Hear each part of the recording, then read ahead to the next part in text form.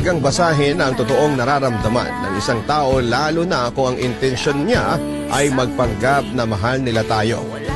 At sa huli ay wala tayong ibang magagawa kung hindi ang tanggapin ang katotohanan na minsan ay hindi nila pinahalagahan ang oras na kasama nila tayo. Masakit isipin na sa kabila ng totoong pagmamahal, pagpapatawad at pagsasakripisyo na ibinigay mo, ay ikaw pa rin ang naiwang nasasaktan.